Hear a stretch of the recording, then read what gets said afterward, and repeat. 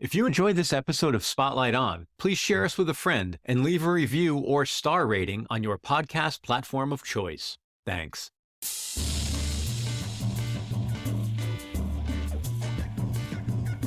Hello and welcome to Spotlight On, the podcast where we go deep with the musicians, writers, innovators, and ideas shaping music, arts, entertainment, and culture. I'm your host, Lawrence Purrier. Today, the spotlight shines on a player who's spent years pushing jazz into new territories before turning his focus to one of the art form's most enduring traditions. Boston-based saxophonist Noah Preminger has just released Ballads, a collection that finds this restless musical explorer settling into the quiet power of beautiful melodies. Noah's built his reputation on bold musical choices, from stark Delta blues interpretations to intricate duo sessions with bassist Kim Cass. But with this new record, he's aiming for something different, capturing that feeling when the saxophonist plays, in his words, as if it's their last day on Earth. Recorded with pristine clarity for the new Chill Tone label, Ballads features Noah alongside pianist Julian Shore, bassist Kim Cass, and drummer Alan Menard, creating music that feels both timeless and deeply personal. And now, I bring you Noah Preminger.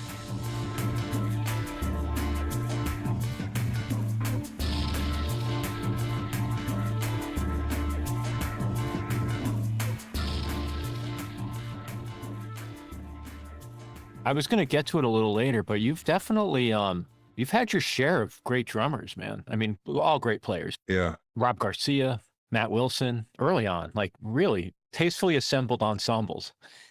I find that drums are the one instrument that really, I mean, it is the backbone of the group. It can supply the most energy for an ensemble and really boost everybody in the band. Yeah. So I value the drummer probably the most. And I've been fortunate to play with either been hired or hired unbelievable drummers. Yeah. I mean, I really wish I could have played with Roy Haynes. That was sort of like my number one that I missed out on. Obviously Elvin too, but the older I get, the more I think I love Roy as my number one. Yeah. I wish I could have played with him.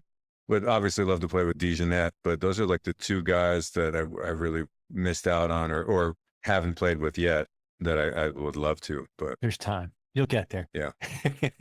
Time to get there. Tell me a little bit about studying with Dave Liebman. Like, that's super intriguing. How did that come about? I'd have to imagine like he dropped incredible knowledge on you as a young man. Can you give me the pithy summary of the Dave Liebman impact? I have a really fascinating relationship with Dave. He was my teacher between the ages of about 12 and 16, 12 and 17, something like that. So I grew up in Connecticut and he was out in Pennsylvania. So, well, let me back up for a second. I was introduced to him by my high school band director, who was a saxophonist named John Mastriani, who he was like, I think Obama named him one of the 100 best teachers of the year one year. He's an incredible teacher and a ridiculous saxophone player, alto player. He does a lot of Broadway show stuff too, but great arranger. I mean, it's stupid that he was teaching at a public high school. Although the public high school I went to was also birthed Joel Fromm and Brad Mehldau and a lot of other great players too. But for a public high school, it had something in the water. But Wow. I think a large part of that was the teachers in the middle school program. I just went there for high school. Anyway, John Mastriani was the one who was running that program and introduced me to Liebman. He told me that I should apply for Liebman's summer workshop, where he works with about a dozen sax players of all ages at his house which used to be in Pennsylvania. And so I met him when I was 12. I went out to do that workshop. He said some unbelievably demoralizing things to me, very embarrassing in front of everybody. There's been a lot of highs and lows working with him, or just having a relationship with him. He's like a kind of a musical father, but like an abusive musical father. This is a different Tough love. Tough love, yes, for sure. Also, there's another component there that I'm very confused by, and I don't know what it is, and I haven't gotten to that topic yet in my therapy, but maybe it'll come up at some point when I get past all the other things I need therapy for. You're working through the list. Exactly. I hear you, man. It's a dense list. Liebman would have me, he's big on the transcription thing, which is obviously basically the most important part of being an improviser is how you take other people's information, understand it, and then work through it in a way that you can create your own vocabulary from it. That's something in education that I feel like is really lacking is you get a lot of clones. And there's this final step of the transcription process, which is where you take the information that you've studied, analyzed, really learned, and then you create variations of it to create your own vocabulary. People stop right before that step for whatever reason. Either they're not taught that or whatever it is, or they just really love the person that they're transcribing and they become a clone of that person, which is really common in the history of jazz. You get a ton, in any art form, I guess, you get clones. Right. It's a drag, but it's, some people want to be that and you can't really judge them for that. Anyway, so Liebman was instrumental in helping me understand that process of transcription, becoming my own identity on my instrument, a little bit of sound production, but not really. And so what he would have me do is he would say, okay, you're going to transcribe this solo, train improvising on Blues to You. So why don't you call me in 6 weeks when you have some of this done and we'll talk about it. So I would call him in a month and a half and we would have a conversation about it. I would play a little bit over the phone for him of what I had learned. He would have me sing it. He would have me play it by memory. And then after I had gotten through that process on a solo, I would snail mail him my transcription with a paper that he would have me write on it, like an analysis paper. So we would have, like if I was doing Blues to You, which is a blues, he would say, okay, like I want you to analyze every 2 chord on the blues and write a paper about, or write a few paragraphs on what you learned that Train played on the 2 chord, and then how we got to the 5 and how he would resolve to the 1. Or what do you notice that he does in bar 5 of the 4 with the 4 chord? I want you to analyze that and describe it to me in a paragraph format, like what you learned, write a paper about it. So he would have me send him these notes or these papers that I would write on transcriptions. And then he would call me when he received it and we would talk about it. And that would be our lesson. And then a number of times I went out to his house and we would hang like all day and he would play drums and we would talk and all that. And so that was sort of my education with Liebman, which was really great. That's heavy. Wow. Yeah, it was really great. And I had the opportunity to take some lessons with some others too. There's a tenor player named Rick Margitza that I took a lesson with. He lives in Paris now, but he was unbelievable tenor player, played with Miles a little bit. Just I'm fortunate to have taken some lessons and checked out a lot of amazing people. And so all of those things have kind of helped me become who I am now. The more I think about it, and the more I sit with it, and the more I listen, when I think about people like Liebman or Gary Bartz or Azar Lawrence, like all the like post-Coltrane guys, like that initial generation of post-Coltrane guys, you really have to credit the audacity and the strength to pick up that tradition and still find your own voice in the immediate aftermath of Coltrane. Right. I've really come to appreciate, even when there's moments in some of the music that feels Coltrane-esque to me, it's like, well, how could it not? It's kind of like criticizing a mid-60s rock band for sounding like the Beatles. Or, like, what are you going to do? Right. I mean, they were next generation. Brecker, Liebman, these guys were like next generation. It's hard to think about it like that because you see Train and you put him on a pedestal, which he deserves because he's like, the one. And then it's like these guys were born just like right after that.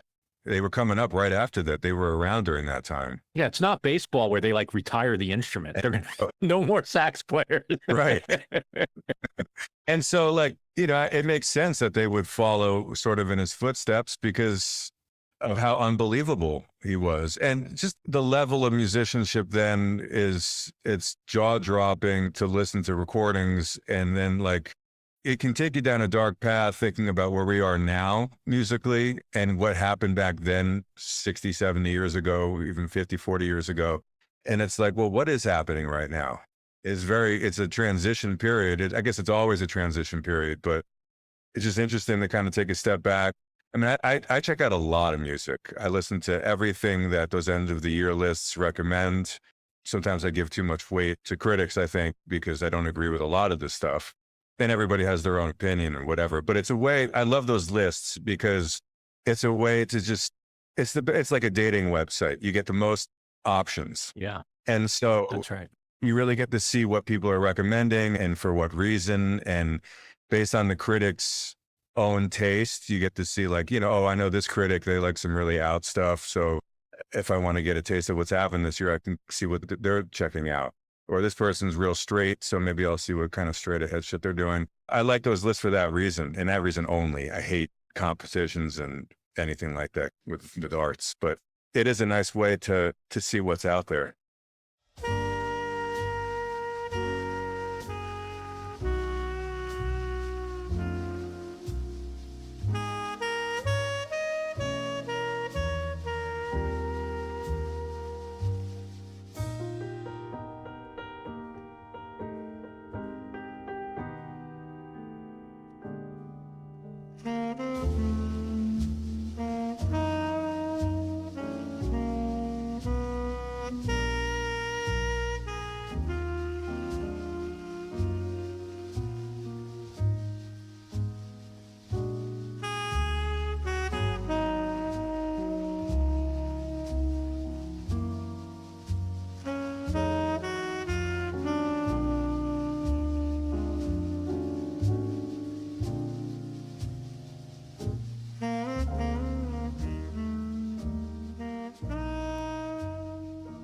Yeah, it's really interesting you go there because, as you might imagine, I get asked to do them.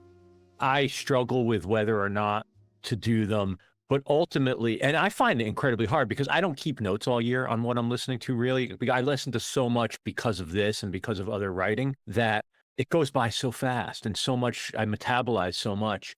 And I really struggle with that year-end trope, but similar to you, I enjoy flipping through them because there is such an onslaught of material. And it's like, all right, well, at least it's a way in and I can make some connections, like you said, based on personalities or individuals. Right. But I get a kick out of being able to shine a light on stuff. So I try to take out the competition part. Like, I'll give you a list, but please don't ask me to rank it. That's just insane. But if you want 10 albums that I love this year, okay, that's okay, I suppose. Still always struggle with, 11, 12, and 13. But yeah, it's an interesting trope. I get why people like it. I get why it's especially consumable in this day and age. But yeah, anything that smells of the let's put artists on the hamster wheel and get them to run fast and see who comes out first. Yeah. I don't think you could ask a single jazz musician what their top 10 of the year were. Yeah. Not because they haven't checked them out, but because musicians will tell you, well, there aren't 10 that I thought were great. Why do you think that is? Why do you think that critics are able to find 10 or more of each style too, but musicians can't?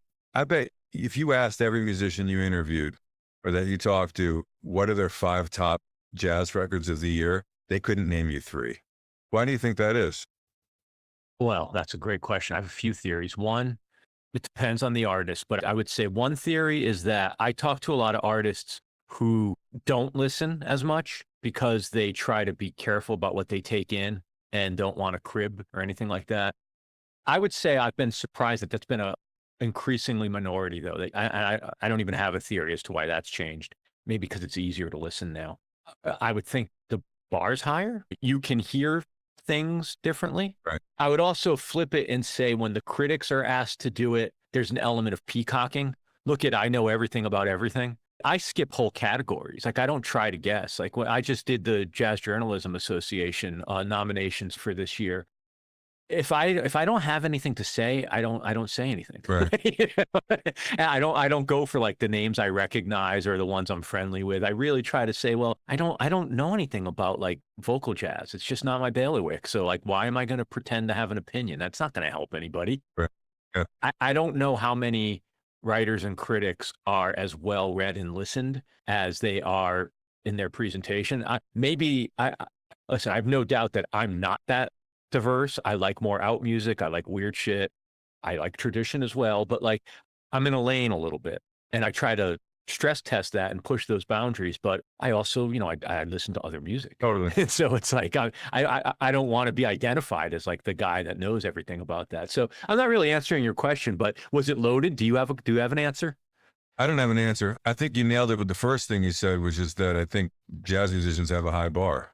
and are super critical of everything they're checking out. And I don't know, I can only think of a couple records from the past 20 years that I would put on that super high level that I think that I would recommend to people, like maybe 3 or 4. I think it's exciting when one really stands out. That's the other thing. I listen to so much music that I'm like, wow, this is really good. I like this music. I'm enjoying this music. But then I hear one that I'm like, oh, this is profound. Well, let me tell you and your audience what I think, if anybody cares. Please. The records that I think have been unbelievable over the past few years, off the top of my head, which is really, I guess, the way to do it because I shouldn't have to think too much about it.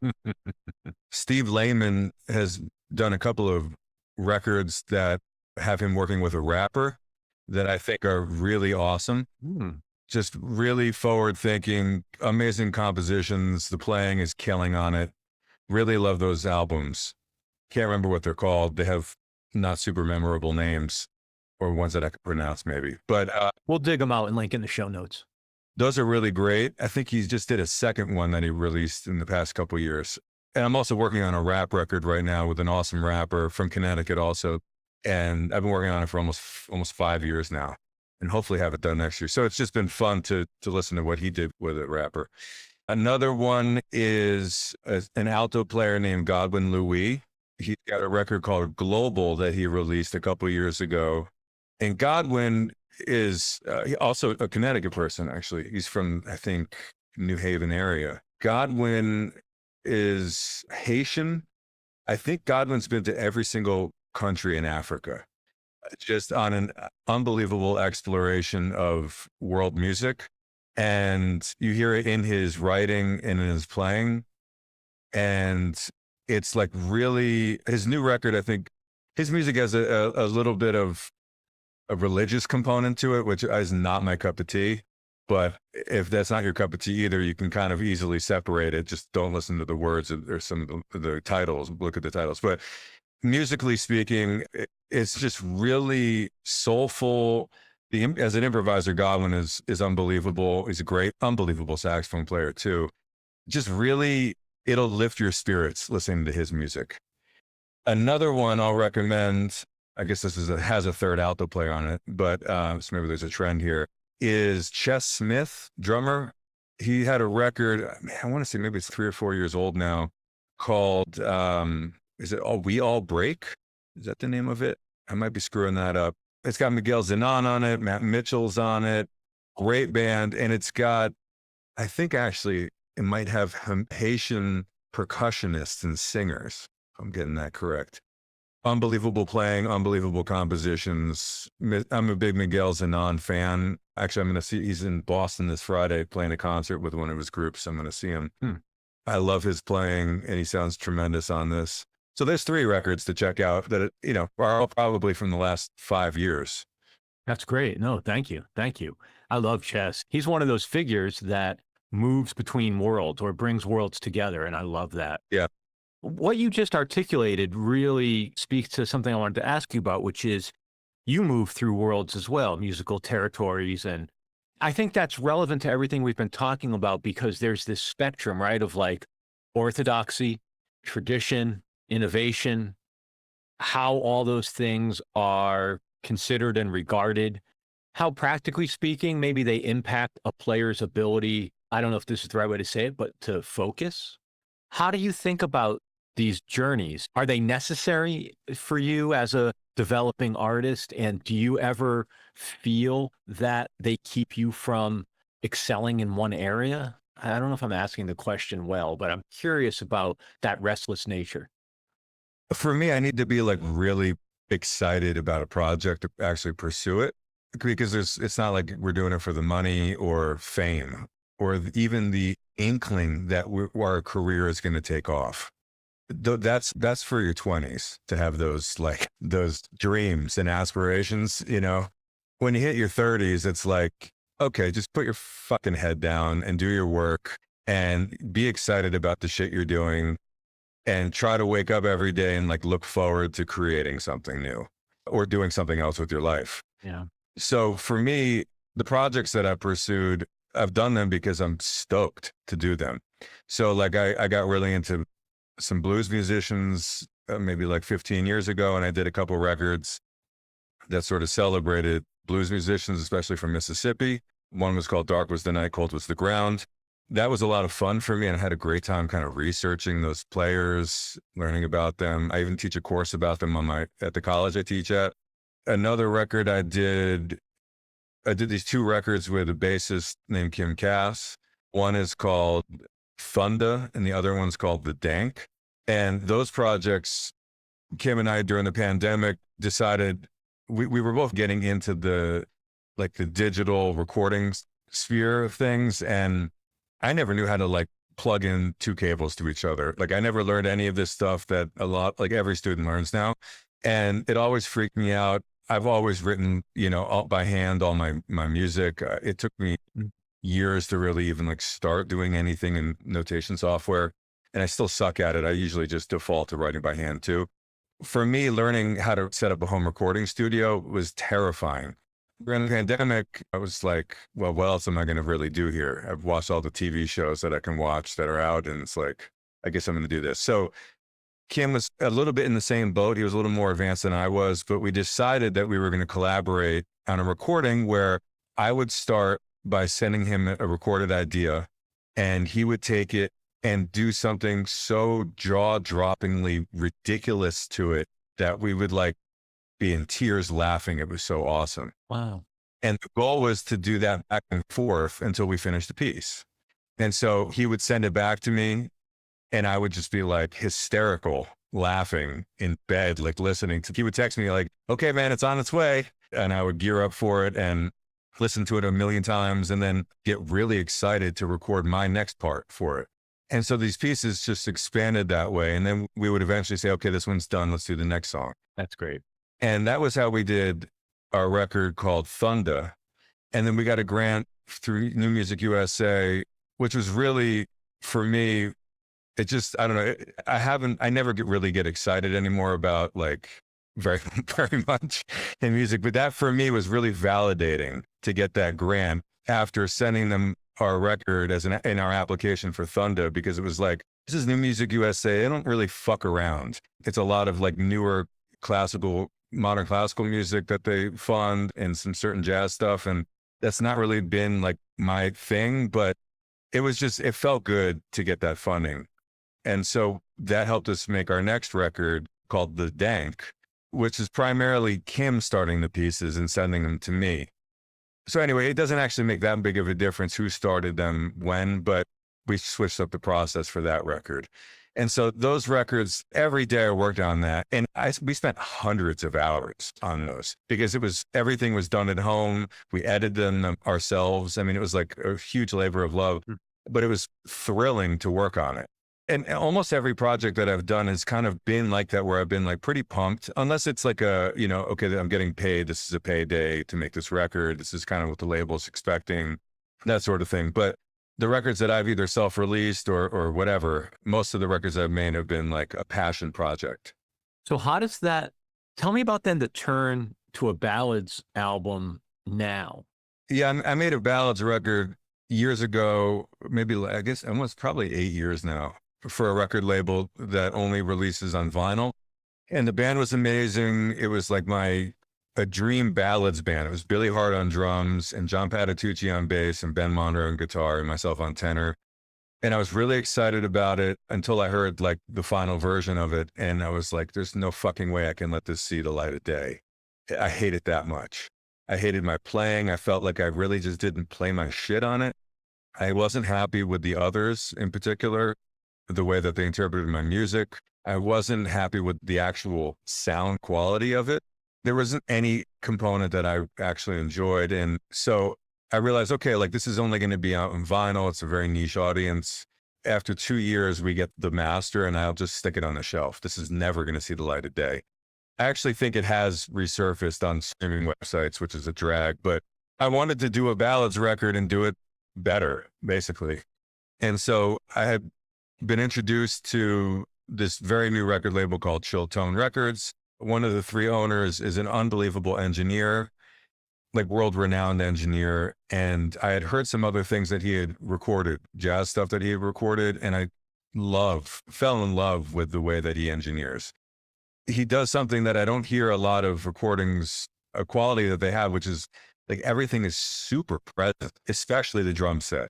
And for me, like, again, like we were talking about before, drums are one of the more important parts of the ensemble and can really drive the group. And to have this presence of the cymbals and the brush strokes and everything just like very present in your ears is really important to me. And there's a lushness that he gets out of the group.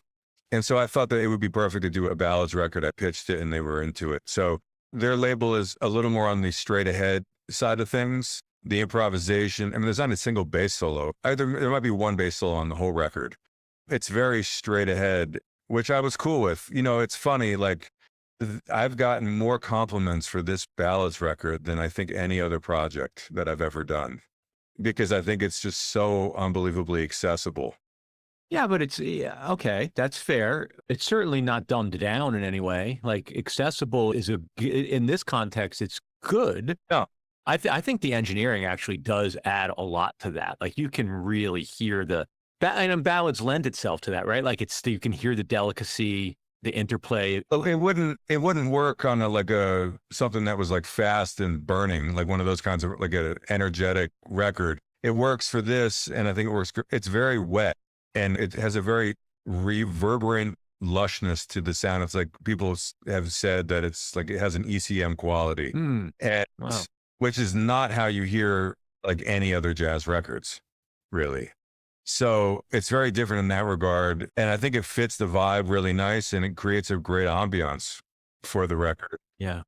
I'm happy with it. It's definitely a very specific thing. And I'm happy that so many people seem to like it. I mean, you know, I'm happy for the record label if they sell a few more than they normally would. So We'll be back with more Spotlight on and Noah Preminger right after this break.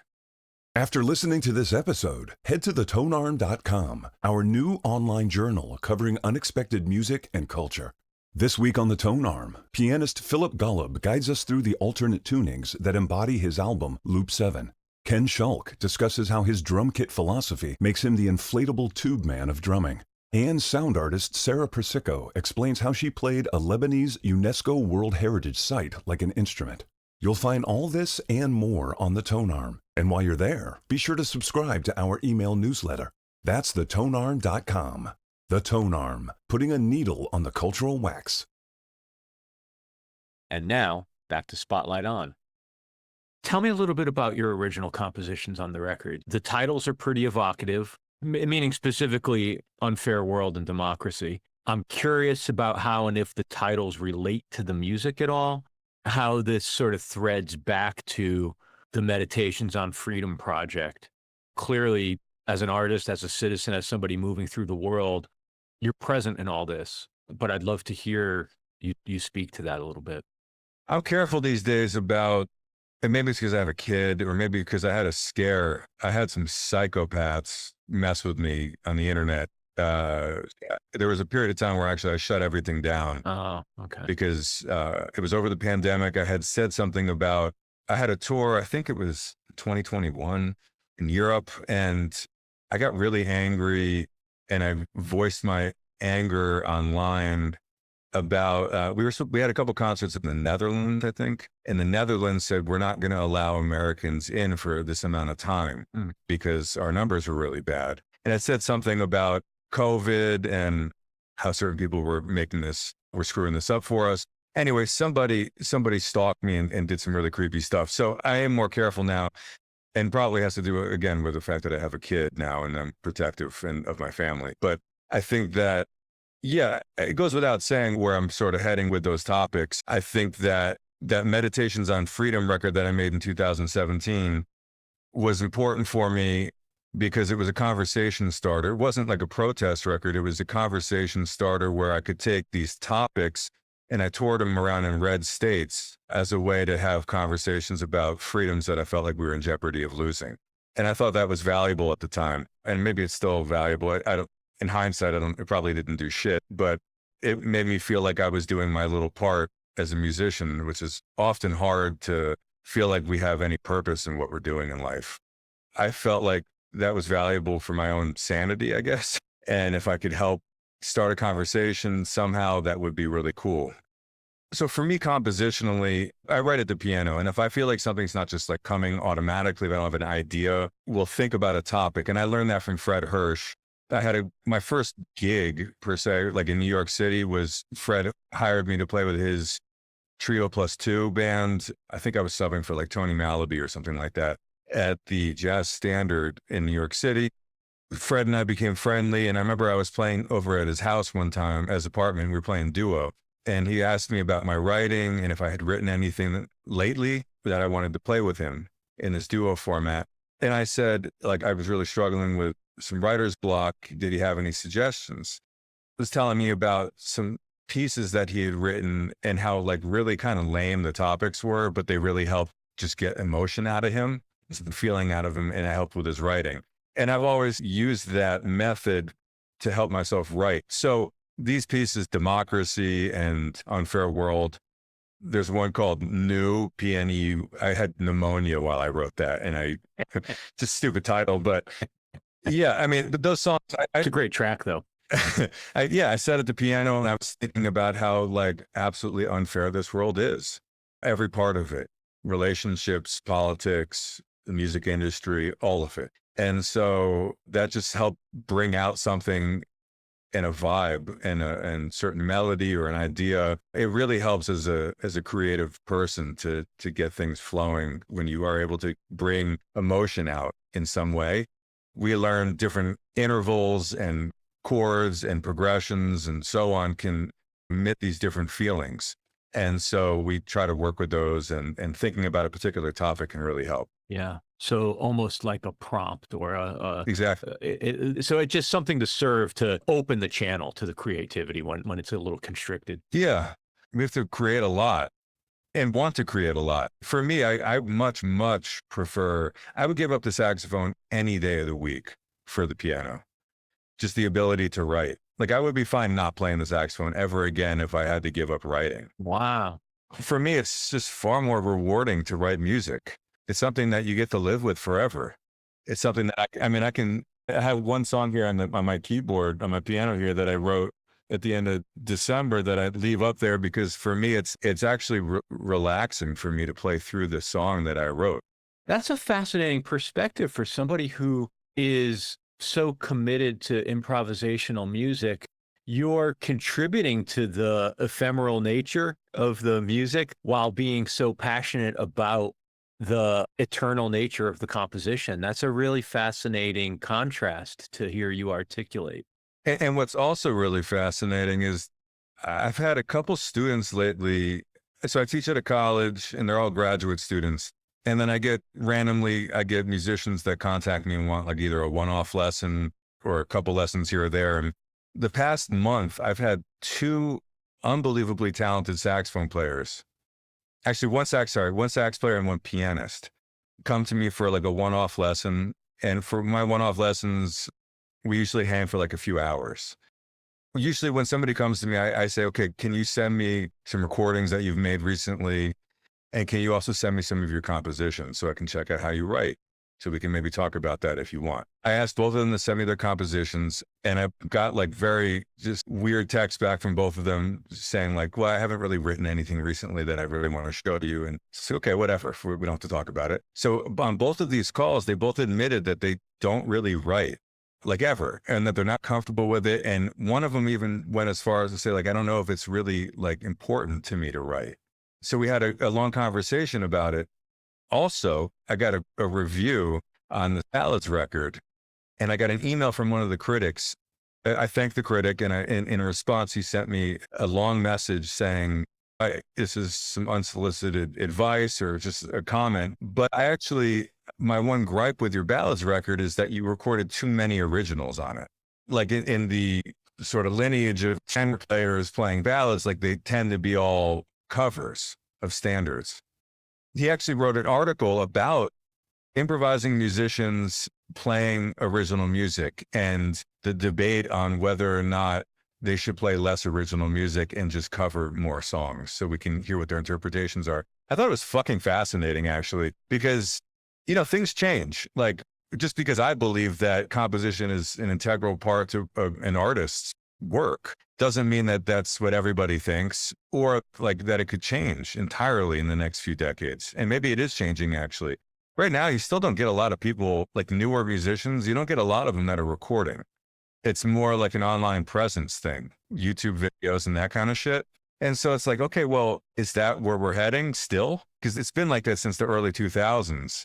A lot of the younger players, I think of one, what's that kid's name? Emmanuel Wilkins. I think he's on Blue Note. I think he's only made 2 records, maybe. I don't know, 1 or 2 records. There's only one that I've been able to check out. Maybe there's a second, I'm not sure.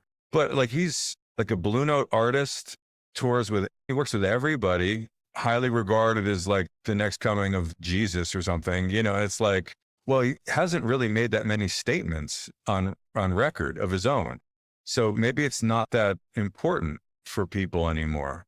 And there's a number of players like him that I feel like don't have a lot of recorded material. And so maybe it is just the times are changing, which is fine too. It is what it is. Yeah, there's so much that you've said there that is triggering me. Sorry. No. I mean, I hope that I get to speak with you again over time. But if I ever send you notes on one of your releases unsolicited, I beg you to firmly tell me to go fuck myself. Yeah.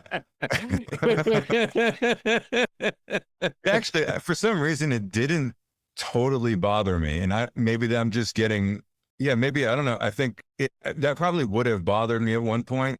I don't know. For some reason, it didn't bother me. It's age, right? And maybe it's the spirit within which it was offered. But it's very funny that, there is a bit of a trope that every critic is a frustrated producer. I could definitely see that reflected there. The other thing too is like to talk to you about standing on tradition doesn't seem like that's that productive. Funny you say that. So I used to have a friend, his name was Jimmy Katz. He's a jazz photographer, which is probably how he's most well known. In his previous life, he was an extreme skier, and I used to be way into skiing growing up. And so we bonded on a number of different topics. Jimmy engineered like 5 of my records. An excellent engineer. And I think he even has a record label now, and he got funding to put out records. Oh, wow. We don't talk anymore, but when we used to be really close, he one day said to me, like, you are sort of like in this, like one category, Noah, like of just being a super kind of straight ahead player. I don't really see that for you. Like, I think that you have a lot more to offer in various styles of jazz. Like, you have a lot of modern shit that you can play. Like, how come nobody sees you as that? They see you as more of a straight player. Wow. I never really considered that. So he actually challenged me to make a record that sounded more modern. And it was this record called Contentment that I made for Steeplechase, which ironically is a straight ahead label. It was either Steeplechase or Genuinity. Now I can't remember. One of those 2 records, he challenged me to basically like make a modern sounding record. And I don't know if I actually succeeded in that, but it is funny like how people are perceived. And also like if somebody hears you in New York, like I don't live in New York anymore, but just as a New York player, if somebody hears you one time, they may not hear you for another decade, but they will always think of you as whatever they heard you as on that night. And so you're fucked if they hear you play straight ahead, like play a bunch of tunes or some shit kind of in a straight ahead way. And then for the next decade, 20 years, whatever it is, like that might be who you are to that person. And then they tell somebody else, somebody says, well, hey, have you heard Noah? And the guy goes, oh yeah, he's a straight player. I don't think he would be right for your gig, or I don't think you would like it, or that's not really my thing. I don't know what whatever. So it's sort of like a weird sort of game that we have to play, which also helps putting a lot of music out. I don't know if anybody hears it, but it's a way for people to see where you are. And that's what we love about the history of jazz is like most of it's recorded. And so we get to hear Miles was every year, or where Train was, Freddie Hubbard, or where these people were every single year of their lives.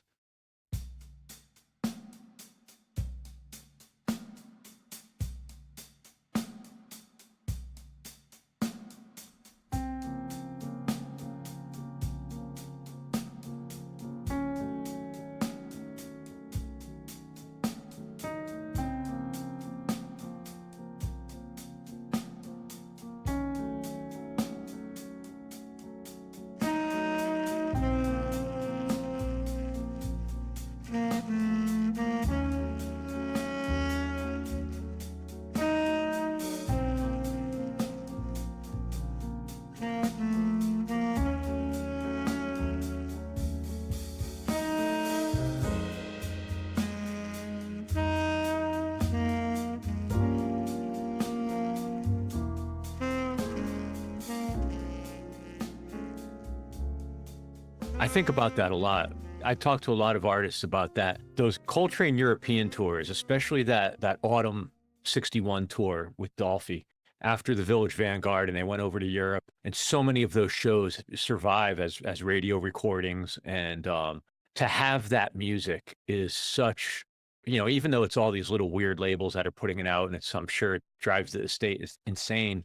I don't think you can underestimate the good it's done for the esteem of that era of music. Like there, in my mind, as a listener, there's music before November 1961 and after, and that music just is, I cherish it so much. Something else that strikes me about what you were saying is you do create so much music. I mean, your discography just sort of like it's an explosion of music. And as somebody who's so committed to composition, I struggle to even conjure an image of what your days must be like. Like do you write constantly? So I actually don't. I like to spend as much time away from music as possible. And I've always sort of been like that. I have a hard time living in my career all the time. Obviously, like anybody in a creative field has to be obsessive about what they do to get it to a certain level.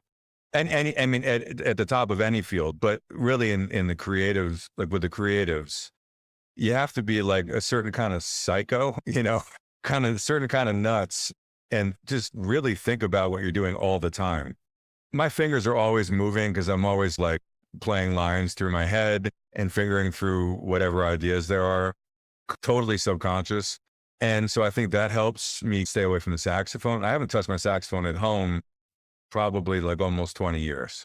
And so for me, like when I play, I've been really fortunate. In Boston, I live between Providence, Rhode Island, and Boston, Massachusetts. And I've had a gig. I've lived in Boston now for about 12 years. Again, I lived here for college years ago, but I've had almost 12 years now. I've had a steady gig every Friday and Saturday night at a jazz club called Wally's. I did the first 7 years with a trumpet player named Jason Palmer, and he left town and I kind of took over and have done about the last 4 or 5 years as the leader.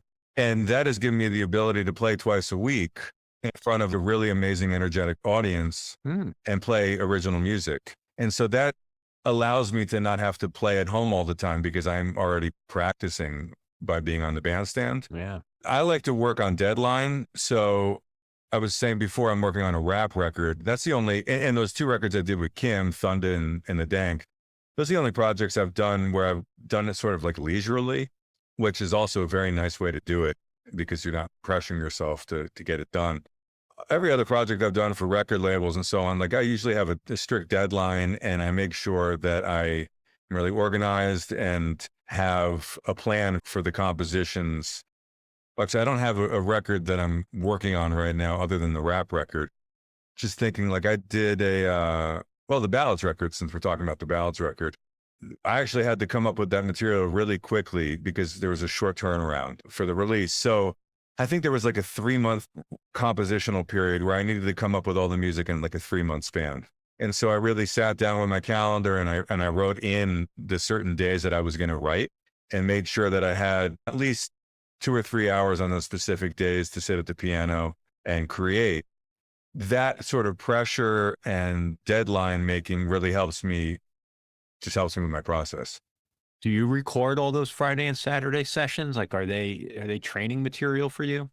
Not only do I have them recorded, but I have video of every single Wally's gig I've ever done. Wow.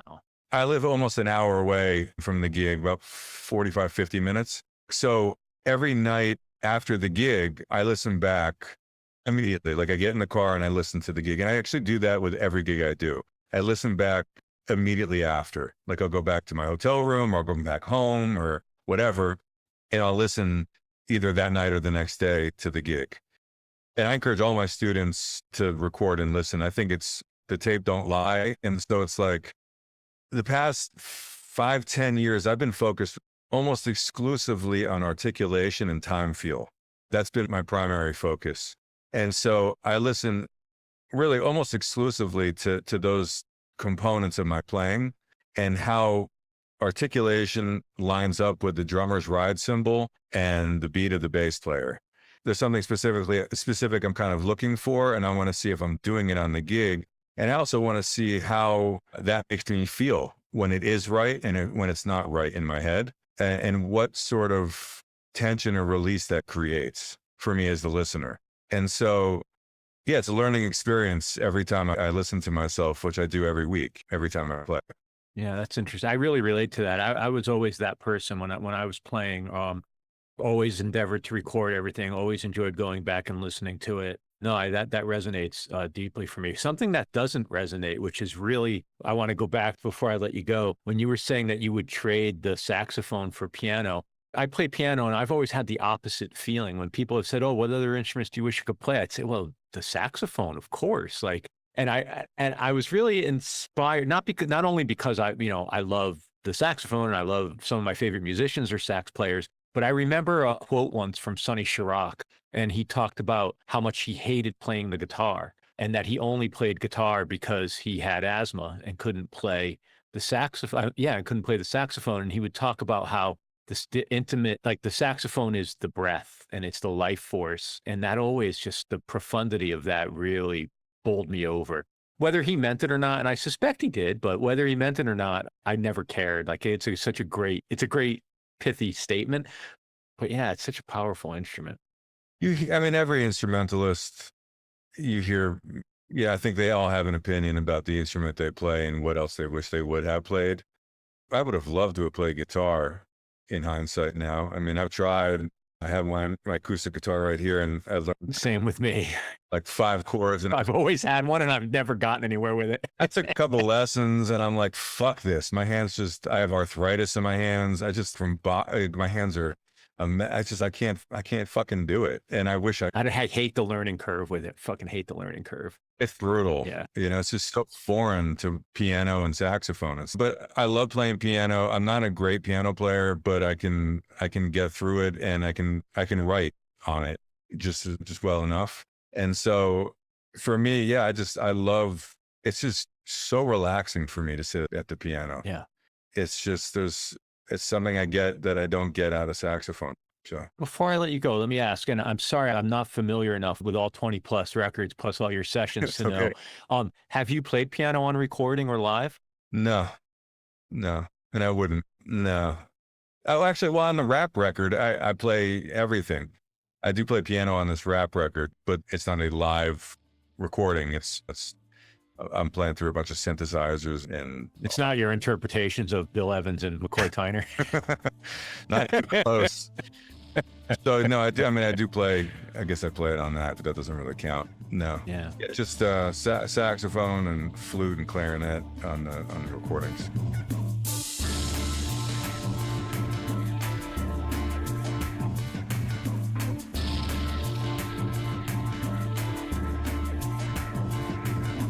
Thank you so much, Noah Preminger. And as always, thank you for listening to Spotlight On.